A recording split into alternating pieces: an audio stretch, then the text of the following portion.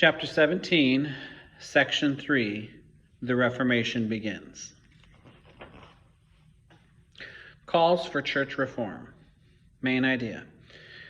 The reform of Martin Luther led to the creation of new Christian churches. In 1517, a young monk named Martin Luther challenged the Roman Church. He publicly argued that the Pope could not decide what a person had to do to go into heaven. Eventually, his challenge to the Pope's authority led to the creation of a new church in Western Europe. At first, Luther only wanted to reform the Catholic Church. This is why we call it the events of the Reformation. The Reformation, however, became the beginning of a movement in Christianity known as Protestantism. By the end of the Reformation, many new Christian churches had appeared in Europe. The religious unity of the Catholic Church had created the religious unity the Catholic Church had created in Western Europe, which had lasted for hundreds of years, had been broken. What ideas led to the Reformation? In the last section, you read about humanism. When humanism spread to Northern Europe, it led to a new movement in Christianity called Christian humanism. Its best-known leader was a scholar and clergyman named Diedrich Erasmus. Erasmus wrote that human beings could use their reason to become better Christians and thereby improve the church. He studied ancient Christian works for inspiration. One of Erasmus's goals was to translate the Bible into the vernacular. He wanted a farmer working in the fields to be able to stop and read the Bible. Erasmus also wrote that what mattered was that people be good in their everyday lives. It was not enough to participate in religious activities like going to church on Sunday. The church upsets reformers. By the 1300s, many people believed that the church had problems. It taxed people heavily, and some bishops behaved like they were kings. They built palaces, spent money on fine art, and made sure their relatives had good jobs. In many villages, priests could barely afford to read or give a good sermon. Many Catholics became angry at the church's focus on money. One church practice that especially angered them was the selling of indulgences. An indulgence reduced the Christian's punishment for a sin. The church had given out indulgences before, but did not usually sell them. In the 1500s, however, the Pope needed money to repair the Church of St. Peter's in Rome. To get that money, he decided to sell indulgences in northern Germany. The sale of indulgences outraged Martin Luther. He was also angry at church leaders who allowed people to think indulgences was a pardon for sin. The idea of selling God's forgiveness seemed unholy to him. Martin Luther was not the first person to question the Pope's power. As early as the 1370s, an English priest named John Wycliffe had opposed church policies. He preached that Christians needed only to recognize Jesus as the power above them, not the Pope. Wycliffe and Luther both challenged the Pope's power, but they had something else in common: their respect for the Bible. Wycliffe wanted everyone to read the Bible, so he translated passages from Latin into English for his followers to use. After Wycliffe died, his followers finished translating the Bible and creating the first English edition. Englishman William Tyndale also believed people needed an English translation of the Bible. Unlike Wycliffe, however, Tyndale used ancient Hebrew and Greek texts for translation. Tyndale also wrote several works in defense of the Reformation. Because of this, he was executed in 1536 for heresy. Who was Martin Luther? Martin Luther has become one of the most famous men in history. His break with the Christian church led to a revolution in Christianity. Why would a religious man disagree with his faith? First of all, Luther was angered by the behavior of the Christian church. Secondly, he was worried about his own soul. When Luther went to Rome on a pilgrimage, he was shocked at the behavior of the Roman clergy. Back home in Germany, he taught at a university in the town of Wittenberg. He was worried about the church's problems. With the plague killing people around him, it was not surprising that Luther also worried about whether he would go to heaven when he died. The church said that Luther would go to heaven if he had faith in God, performed good works, and received the sacrament. Still, Luther worried that this was not true. He prayed and fasted long hours and searched for answers to his questions. He prayed so long that sometimes he fell unconscious on the cold church floor. Luther found his answers by studying the Bible. He concluded that only faith, not good works, brought salvation. He believed that the salvation was a gift from God, not something earned by doing good works. In 1517, the church began selling indulgences. When the church began selling indulgences, Luther was astonished. How could the church tell peasants that buying an indulgence would save them? He angrily prepared a list of 95 arguments against indulgences and sent them to his bishop. Some accounts say that Luther also nailed them to the door of the Wittenberg Cathedral for everyone to read. The list became known as the 95 Theses. Thousands of copies were printed and read across the German kingdom. Revolt leads to new churches. At first, the church did not take Luther very seriously. Soon, though church leaders saw that Luther was dangerous. If people believed Luther, they would rely on the Bible, not priests. Who would need priests if the sacrament was not needed to go to heaven? The Pope and Luther argued for several years, but Luther refused to change his position. Finally, the Pope excommunicated Luther. This meant that Luther was no longer a member of the church and could no longer receive the sacraments. He was also no longer considered a monk. In the following years, Luther's ideas led to the creation of a new denomination, or organized branch of Christianity. It was known as Lutheranism and was the first Protestant denomination. Lutheranism has three main ideas. The first is that faith in Jesus, not good works, brings salvation. The second is that the Bible is the final source for truth about God, not the church or its ministers. Finally, Lutheranism said that the church was made up by believers, not just the clergy. Peasant revolts. Luther's debate about the Pope was so famous that even peasants in the countryside heard about it. They liked what they heard about Luther. The life of a peasant had always been hard, but in the 1520s it was terrible. When the crops had been poor for several years, on top of that, noble landowners increased their taxes that peasants had to pay. Because of their suffering, Luther's ideas stirred the peasants to revolt. If Luther had the right to rebel against the unjust pope, the peasants must have the right to stand up to greedy nobles. The peasants began listing their demands. Like Luther, they based their ideas on the Bible.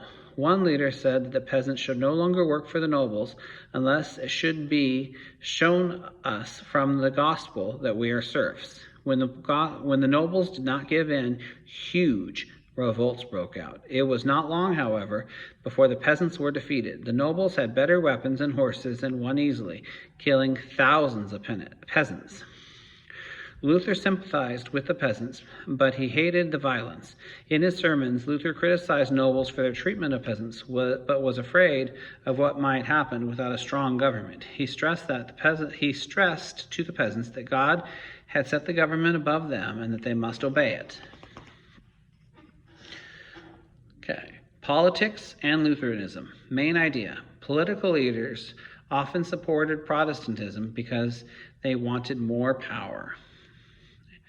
In the past, there had been thinkers who challenged the Catholic beliefs, but the church had always remained in control. What happened in the 1500s that allowed Protestantism to take hold?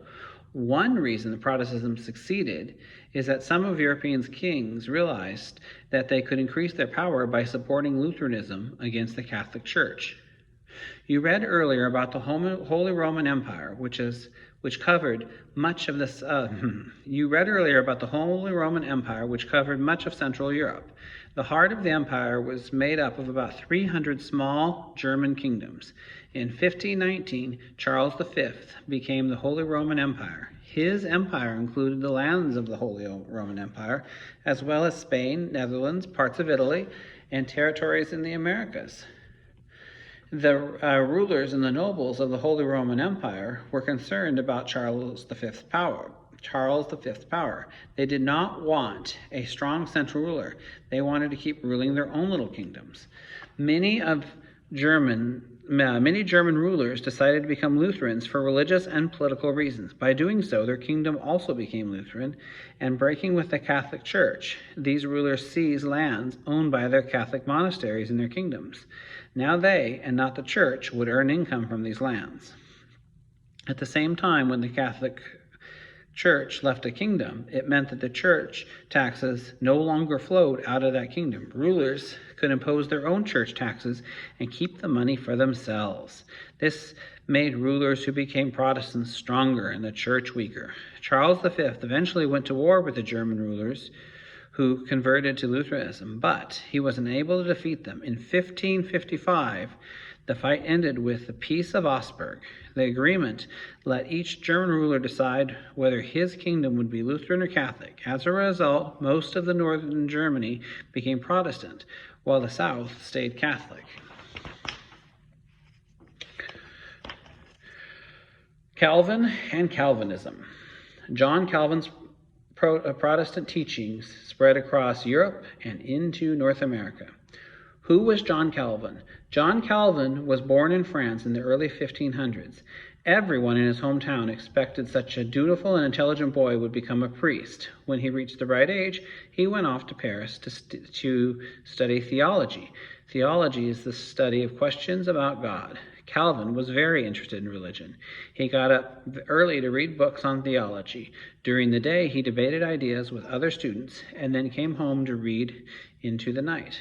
Although Calvin lived in France, he began to hear the ideas of Martin Luther. Secretly, Calvin began to read about Luther at his college. He and other students were careful to whisper when they discussed Luther's ideas. The more Calvin read, the more he was convinced by Luther's ideas.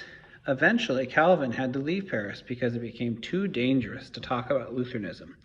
Sometimes he hid out at his friend's house. Once he dared to return to his hometown, but he was arrested and spent several months in a damp jail. Calvin finally found safety in Geneva, Switzerland, a Protestant city. There, his powerful preaching convinced many people to follow him. What is Calvinism? Calvin later agreed with Luther that faith was more important than good works, but he added to the other ideas too. Calvinism became the basis of many Protestant churches, including churches of Puritans and Presbyterians in England and Scotland. Calvin's main idea was that God's will is absolute and decides everything in the world in advance. God has decided who will get into heaven and who will not. This belief is called predestination, meaning no matter what people do, the outcome of their life is already planned. Some people could say that if their life's outcome was already determined, then why would it matter if they were good or bad? However, most people decided that they were probably among the saved. To prove it, they worked hard, behaved well, and obeyed the laws in their towns. In this way, Calvinism became a powerful tool in society. It encouraged people to work hard at their businesses and behave themselves.